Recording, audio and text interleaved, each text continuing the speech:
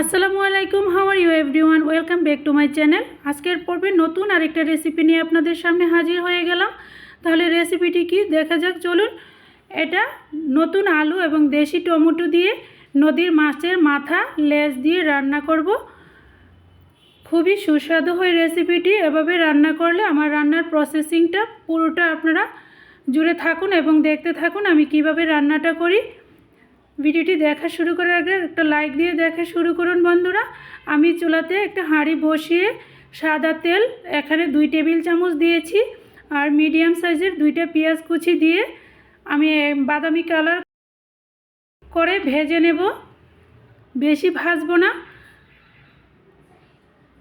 আমি রান্নাটা একটু কষাও না আর অতিরিক্ত ঝুলো না, এরকম একটা গ্রেভি টাইপের রান্নাটা করব। আমার পেঁয়াজটা গোল্ডেন ব্রাউন কালার হয়ে গিয়েছে। এখন আমি সমস্ত ইনগ্রিডিয়েন্টসগুলো দিয়ে দিব। আদা রসুনের পেস্ট 1 চা চামচ করে, এখানে 1 চা চামচ ধনিয়া গুঁড়া, 1 চা চামচ কালো গোলমরিচের গুঁড়া, 1 চা চামচ হলুদের গুঁড়া এবং 1 টেবিল চামচ মরিচের গুঁড়া, কারণ এটা একটু ঝাল ঝাল হলে খেতে ভালো লাগে বন্ধুরা। এই রান্নাটা একটু ঝাল করে রান্না করতে হয়, আমি করি। আপনাদের যদি ঝাল পছন্দ না হয় সেক্ষেত্রে আপনারা কমিয়ে বাড়িয়ে দিতে পারেন, আপনাদের ইচ্ছা। এখানে আমি সমস্ত মশলাগুলো একসাথে দিয়ে দিয়েছি। আগে আমি আদা রসুনের পেস্টটা দিয়ে হালকা একটু নেড়ে চেড়ে ভেজে নিয়েছিলাম। আর এখন এখানে 2 টেবিল চামচ লবণ দিয়ে আমি সমস্ত মশলাগুলো ভালো করে কষিয়ে নেব। যতক্ষণ মশলার উপরে তেল ভেসে না আসবে ততক্ষণ আমি কষাতে থাকব।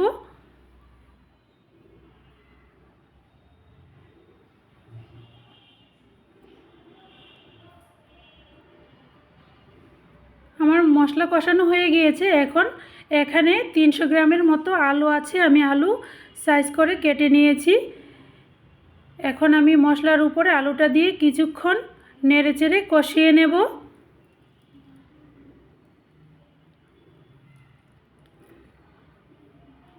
আমি ঢেকে 10 মিনিটের মতো কষাবো বন্ধুরা। এর মাঝে আমি 2টা তেজপাতা ছিঁড়ে দিয়েছি, আমার তেজপাতা ধুয়ে ক্লিন করা আছে। 10 মিনিট পরে আমি এখানে মাছের মাথা ও লেজগুলো ক্লিন করে ধুয়ে রেখেছি আগে থেকেই, এগুলো আমি এখানে দিয়ে দেব। এটা নদীর মাছ ছিল বন্ধুরা।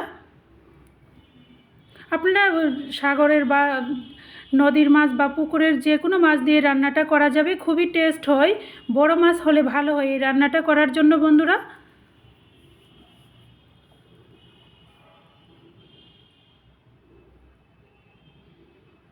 আমি নেড়ে ছেড়ে ভালো করে মিশিয়ে আরও বেশ কিছু সময় এটা কষাতে থাকব। যতক্ষণ আলুটা সেদ্ধ না হয় ততক্ষণ পর্যন্ত এটা আমি রান্না করতে থাকব।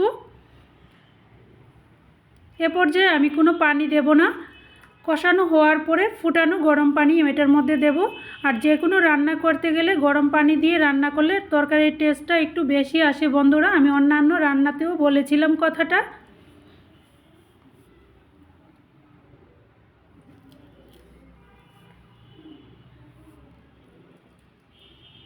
এই রান্নাটা হতে আমার সর্বমোট সময় লেগেছিল আধা ঘন্টার মতো।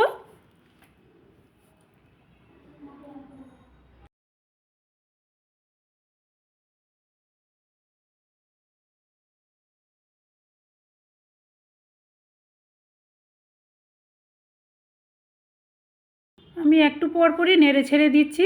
আমার রান্না কষানোটা হয়ে গিয়েছে।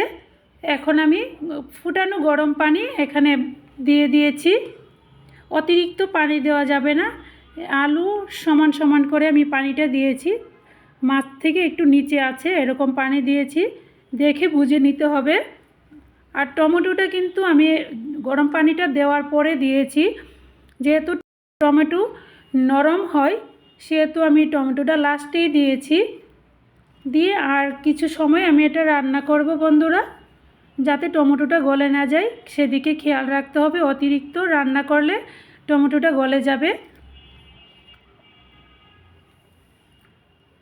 এটা ধীরে ধীরে নাড়াচাড়া দিতে হবে, অতিরিক্ত নাড়াচাড়া করলে টমেটোটা ভেঙে যেতে পারে।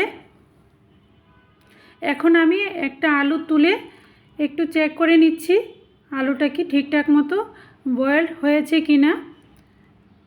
আলুটাকে অতিরিক্ত সফট করা যাবে না বন্ধুরা, একটু হালকা শক্ত থাকা অবস্থায় চুলাটাকে অফ করে দিতে হবে।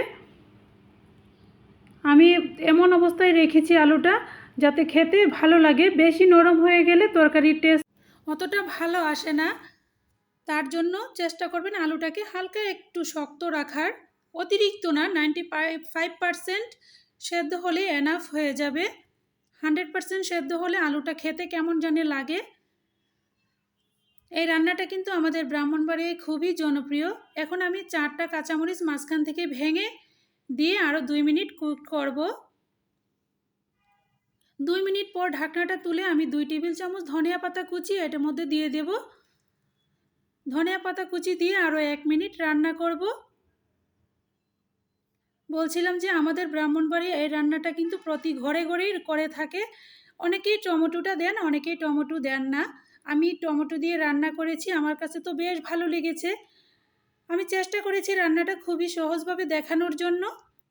বাসায় একবার হলো ট্রাই করে আমাকে কমেন্ট করে জানাতে ভুলবেন না বন্ধুরা।